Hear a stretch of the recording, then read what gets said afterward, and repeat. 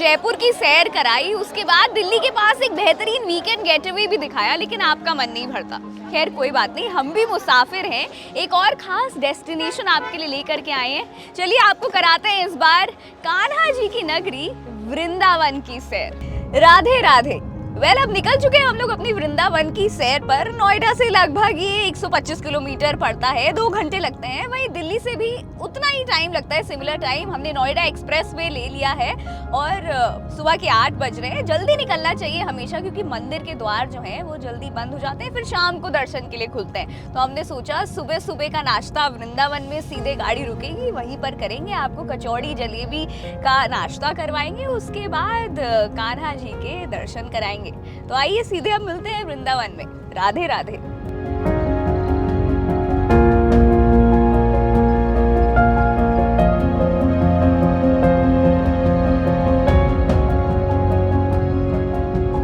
तो ये हमारी केसरिया लस्सी बनकर तैयार है। तो भैया वृंदावन आए तो ये केसरिया लस्सी बांके बिहारी मंदिर के एकदम ठीक सामने है। 40 रुपए और 60 रुपए में बहुत ही मिनिमम रेट पे एकदम शुद्ध देसी लस्सी आपको मिल जाती है। बांके बिहारी जी का प्रसाद समझकर जरूर यहाँ पर आए। 70 साल पुरानी दुकान है, जैसा कि हमने बताया, तो आना तो बनता है। चलिए चक्कर देखते हैं। भाई एकदम A1 स्वाद है। तो अगर वृंदावन आए हैं और गब्बर सिंह जी के यहाँ पे वेदवी की पूड़ी और आलू की सब्जी से अपने नाश्ते की सुबह की शुरुआत ना करें तो मतलब ये जो है ना एकदम पाप सा हो जाता है। तो सर कितने सालों से आ रहे हैं आप यहाँ पे? मुझको हो गई होंगी 12-13 साल। 12-13 साल से ये भी आ रहे हैं। अपनी सुबह यहीं पर आके लोग नाश्ता करते हैं। तो वृंदावन आए तो ये फूली फूली इसके स्वाद की मैं बात करूँ तो हींग का जो स्वाद है ना,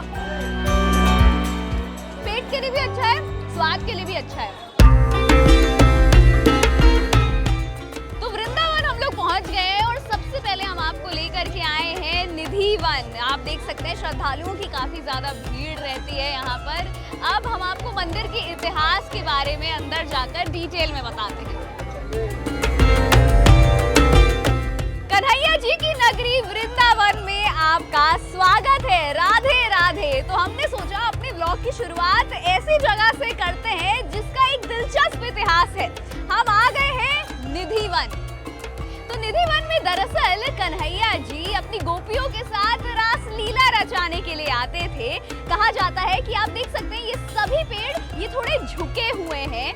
तो ये जो पेड़ है कहा जाता है रात को ये गोपियां बन जाती हैं। अभी भी हम आपको बता दें कि रात को आप यहाँ 8 बजे के बाद कोई भी नहीं आ सकता है। निधि वन के द्वार बंद कर दिए जाते हैं, मतलब कोई भी नहीं आ सकता है, क्योंकि यहाँ पर भगवान आकर के अभी भी, पहले तो रासलीला रचाते थे लेकिन आज भी हर रात यहाँ पर कन्हैया जी आते हैं और अपनी गोपियों के साथ रासलीला रचाते हैं। तो अब हम निधि वन के नृत्य रास के क्षेत्र में आ चुके हैं। यहाँ आज भी गोपियां जो है रात को नृत्य करती है और कन्हैया जी के साथ रासलीला मनाती है। देख सकते हैं आप लोग श्रद्धालु जो है यहाँ पर आज भी कन्हैया जी के साथ रासलीला करने के लिए डांस कर रहे हैं। तो हम भी थोड़ा कर ही लेते हैं।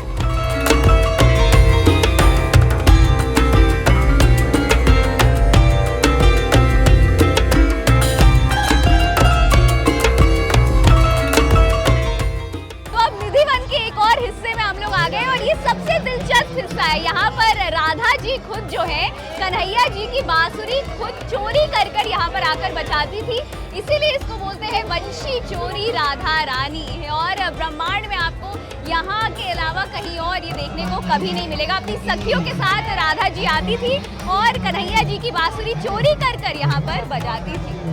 एक और निधि वन की खास बात, रात को कभी भी 8 बजे के बाद कोई आने की कोशिश करता है तो अगले दिन या तो गूंगा बहरा हो जाता है या फिर उसकी मृत्यु हो जाती है। तो 8 बजे के बाद निधि वन में कोई नहीं आ सकता, इसका इतिहास गवाह है। राधे राधे बोलते रहिए भैया, अरे वृंदावन आए और बांके बिहारी जी के दर्शन ना करें, ऐसा हो ही नहीं सकता। तो हमने सोचा आपको VIP दर्शन करवा दें।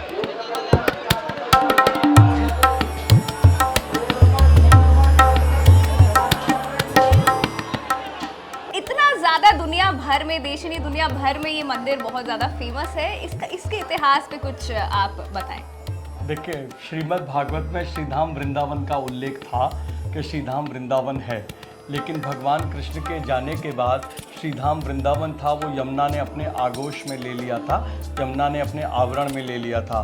तो श्रीधाम वृंदावन को, गोवर्धन को या कामवन को श्रीधाम वृंदावन माना जाता था कि यही श्रीधाम वृंदावन है। अक्सर कई लोग बाहर जाते हैं तो शुद्ध खाना नहीं मिलता, तो उसका पूरा प्रयास किया गया और निरंतर लगभग 60 बरस से यहाँ जो है वो अग्नि प्रज्वलित होती है और लकड़ी पर ही वैदिक रूप से लकड़ी पर खाना बनाया जाता है। तो ये हमारी शुद्ध शाकाहारी थाली जो है इस समय लग रही है। इसमें हमारे पास ये कढ़ी है, ये मिक्स दाल है, आलू की सब्जी है, सलाद है, दही आ चुकी है और अब ये सूखी सब्जी भी आ गई। शुद्ध सात्विक बिना प्याज लहसुन का खाना है। ये घी में डूबी हुई आपकी एकदम सीधे चूल्हे से मिस्सी रोटी, आपकी प्लेन रोटी, पापड़, सलाद, चावल बिल्कुल अनलिमिटेड है। तो आइए स्वाद चखकर आपको बताते हैं कि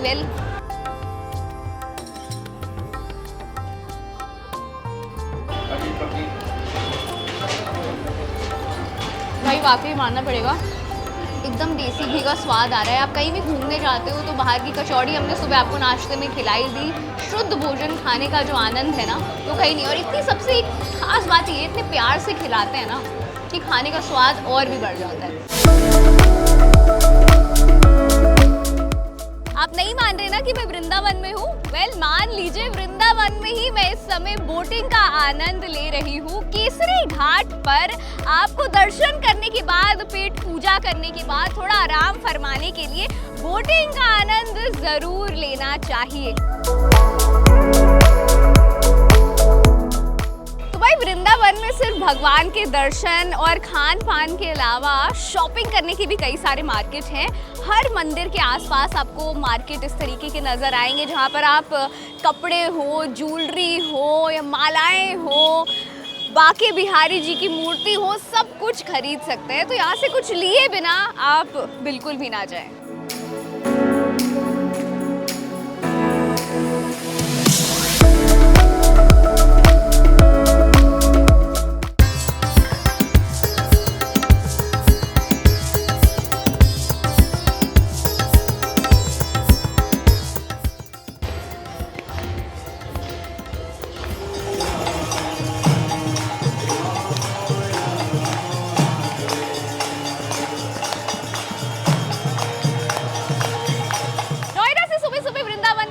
तय किया, उसके बाद हमने सुबह की शुरुआत कचौड़ी और साथ साथ गर्मा गर्म सब्जी के साथ करी, कान्हा जी का दर्शन किया, नाव पर सैर करी। फिर अब घर जाने का समय आ गया, लेकिन दिमाग में आया कि घर जाऊंगी, मम्मी बोलेंगी, ऑफिस वाले बोलेंगे कि वृंदावन गई और वहाँ से कुछ लेकर के नहीं आई, पेड़े लेकर के नहीं आई। तो मैंने कहा भैया चलो पेड़े ले ही लेते हैं। तो मैंने गूगल किया कि भैया सबसे फेमस दुकान कौन सी है पेड़े की।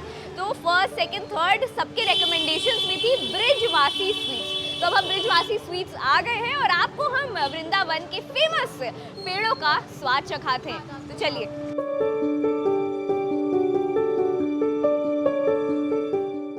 सुबह से शाम कब हो गई पता ही नहीं चला। मंदिरों के दर्शन, वृंदावन की गलियों में राधे राधे करते, खाते पीते टाइम का पता ही नहीं चला। आपको हमारी वृंदावन की ये सैर कैसी लगी आप हमें कमेंट सेक्शन में ज़रूर बताएं। अगली सैर आप कहाँ की करना चाहते हैं ये भी ज़रूर लिखें। साथ साथ हमारे वीडियो को लाइक, शेयर और सब्सक्राइब करना ना भूलें। अपने दोस्तों और फैमिलीज के साथ भी शेयर करें। हमारा क्या है, हम तो मुसाफिर हैं, चलते चलेंगे तब के लिए सलाम।